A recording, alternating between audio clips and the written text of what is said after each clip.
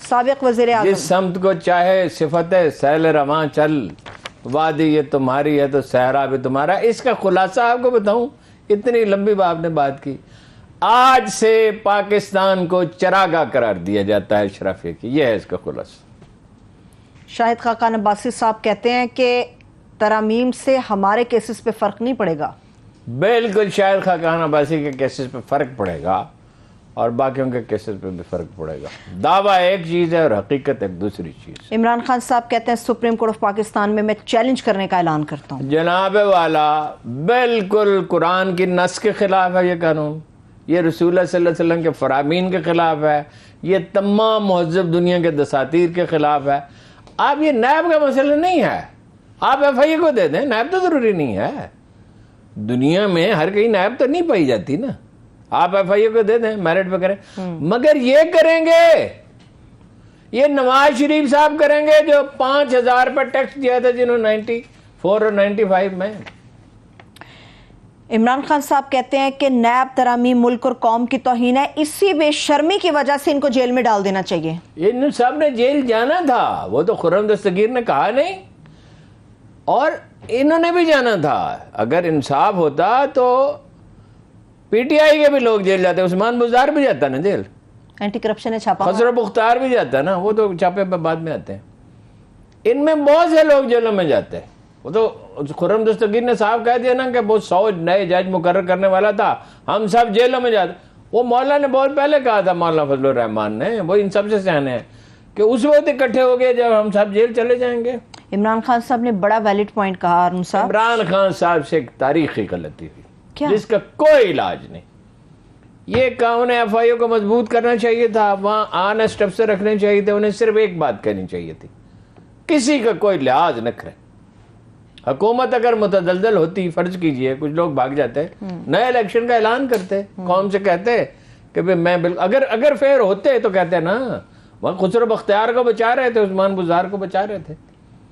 और वज़ीर आज़म का काम एहतसाब नहीं है, जनाब उमर बिन खत्ताब एहतसाब नहीं कर सकते थे, जनाब अली करमल्ला वजू नहीं कर, अदालत करती थी, वो इंतजामी फैसले जरूर करते थे। जिस मामले का मतलब एक चोर है, मालूम है, गवाही मौजूद है, तो वो तो इमाम के तो इख्तियारात बहुत, इमाम कहा जाता है ना, अमीरुल मोमिनीन भी कहते हैं, इमाम भी कहा जाता है। जनाब अबू बकर को कहते थे जानशीन रसूल, फिर अमीरुल मोमिनीन कहा जाने लगा। तो वो, लेकिन ये जो चाहे फैसला, हजरत उमर के खिलाफ एक आदमी अदालत में चले गए, मेरे प्लाट पर कब्जा किया हुआ, प्लाट उस वक्त भी होते थे मदीना मुनव्वरा, जो उन्होंने जीता, जीत के उसे तोहफे में दे दी, काजी फैसला करता था। और कितनी मिसालें हैं जो हम दोहराते रहते हैं, अब क्या बार बार जिक्र करना। हजरत अली के खिलाफ फैसला हुआ, हालांकि वो सच्चे थे, जनाब उमर के को वो तलब किया गया उसमें। ठीक है, लेकिन अनु साहब, इमरान खान साहब ने बिल्कुल ठीक कहा, शरीफ फैमिली के जो खिलाफ इसहाक डार का केस है वो ओपन एंड शट केस था, वो इनके खिलाफ एफिडेविट मौजूद है, बिल्कुल ओपन और शट केस है। उसकी हाथ का लिखा हुआ 54 पेजेस का एतराफी बयान मौजूद है, उसमें वो सारी डिटेल्स मौजूद हैं, काजी खानदान के पासपोर्ट इस्तेमाल हुए हैं, उसकी सारी, वो बच सकता ही नहीं था किसी सूरत में, बचाया जाता है। ये सारी अशराफिया ऊपर से इकट्ठी है, सब एक दूसरे की मदद करते हैं। बीच में एक पठान पैदा हो गया, इमरान खान, ठीक है, उसने कहा मैं नहीं छोड़ूंगा, जो उसे नहीं कहना चाहिए था। उसे सिर्फ ये करना चाहिए था कि निज़ाम अदल को ठीक करता। ये 1 घंटे की 1.5 घंटे की ब्रीफिंग हमने ली थी नीतीश कुमार से, उसमें वो PTI के लीडर थे और मैं था, ठीक है। मुझे उनका था आर यू इंटरेस्टेड, मैंने कहा मैं बिल्कुल इंटरेस्टेड हूँ। तो उसने तरीके, पुलिस कैसे ठीक की जाती है, अदालतों से कैसे अंडरस्टैंडिंग होती है कि 2 महीने में फैसले हो जाएं, और वगैरह वगैरह वगैरह, और ब्यूरोक्रेट्स पे कैसे निगरानी की जाती है, मगर उस पर तो खान साहब ने अमल नहीं किया ना, खान साहब तो तकरीरें करते रहे।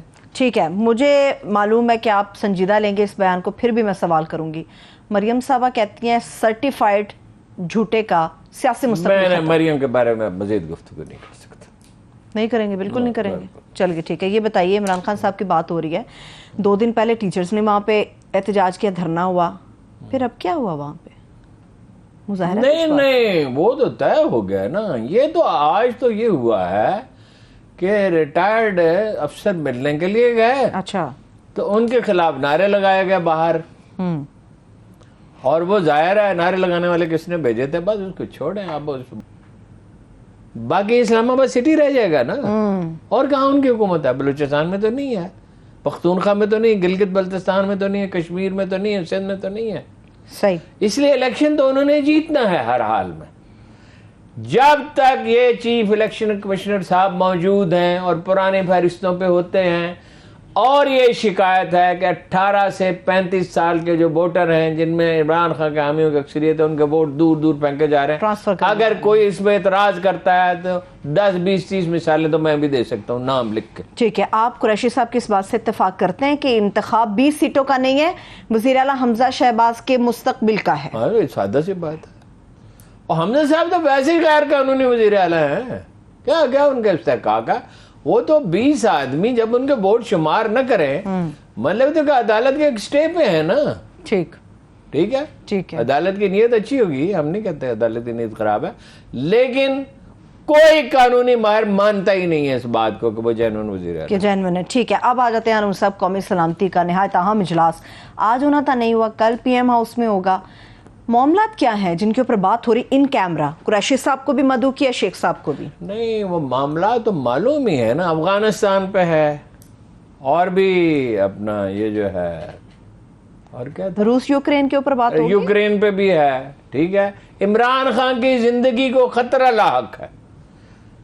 एंटी टेररिस्ट जो वो अदारा है पख्तूनख्वा का, उसने नाम तक आइडेंटिफाई करके बताया कि अफगानिस्तान से एक कातिल चल पड़ा है। महकमों को, अदारों को इत्तला दे दी गई है, वो लोग खिदमात हासिल करेगा। और ये पहला मौका नहीं है, वो सिर्फ इमरान खान नहीं, हर अहम आदमी की। इंडिया है हमारे पड़ोस में भाई, उधर वो TTP है, तहरीक तालिबान पाकिस्तान है। अच्छा, उसमें बात होगी। अब इसमें जो बात कोई खुल के कह नहीं रहा, किसी, मुझे नहीं समझ आती क्यों नहीं कह रहा। हक्कानी ग्रुप हो या तालिबान जो बरसर इक़्तिदार है, उनकी हमदर्दियां तहरीक तालिबान पाकिस्तान के साथ हैं। ठीक है, इसलिए हैं, वो कहते हैं, वो दलील भी देते हैं कि जी ये हमारे साथ मिलकर अमेरिका से लड़े हैं। तो उनका एक अपना एक पर्सपेक्टिव है ना नेहरू सा। और अलबत्ता ज़बीहुल्लाह मुजाहिद ने यह कहा कि हम इन्हें पाकिस्तान की सरजमीन, अफगानिस्तान की सरजमीन इस्तेमाल करने नहीं देंगे। कर तो वो रहे हैं, वो कहते नहीं देंगे का क्या मतलब है? कर तो वो रहे हैं। उसूल की बात तो ये थी कि वो उन्हें अपनी सफों में शामिल कर लेते, फौज का हिस्सा बना लेते, ट्रेंड फाइटर हैं। लेकिन अच्छा, उनके मुतालबे क्या है? मुतालबा उनका सादा है, हुकूमत हमारे वाले करो, कबायली इलाके। ये तो बड़ा पेचीदा मतलब वो कह रहे हैं कि ये जो जम किया खत्म करें। उनके हामी कौन है? मौलाना फजलुर रहमान और वो अचकज़ई साहब, महमूद अचकज़ई, ये मुखालफत कर रहे थे। अवाम ने तो उसको वेलकम किया है, देखिए ना। और इन्होंने क्या किया, आते ही उसके फंड्स कम कर दिए, पख्तूनख्वा के कम कर दिए, कश्मीर के भी कम कर दिए, बलूचिस्तान भी कम कर दिए। मतलब कौम को जोड़ने का जो अमल शुरू हुआ था उसको कमज़ोर किया जाए। आप एक तो टेररिस्ट के मुतालबात नहीं मान सकते, आर्जी सुलह हो सकती है, मुस्तकिल सुलह उनसे नहीं हो सकती। जो ट्रिगर हैप्पी लोग हैं, जिनके हाथ में बंदूक हो और जो जिनके नज़रियात ऐसे हों, जो मतलब कबायली माशरे के तसव्वुरात हैं उनके, ये नहीं जम करना, ये उनका क्या ताल्लुक है जी, जम करें ना करें। ये तो कबायली अवाम को तो कोई इतराज़ नहीं है इस पर, उन तो वेलकम किया इसको। ठीक है, तो हैंडल किस तरह से किया जाएगा? कोई डेलीगेशन जाएगा, किसकी सरबराही में जाएगा, क्या होगा? जस्टिस तकी उस्मानी साहब की सरबराही में जाएगा। और उनकी एक रिस्पेक्ट है, सीरियस आदमी हैं, नरमी से गुफ्तगू करते हैं, और वो उलमा होंगे जिनका उनसे राब्ता है, उनके मकतब फ़िक्र से ताल्लुक़ रखते हैं।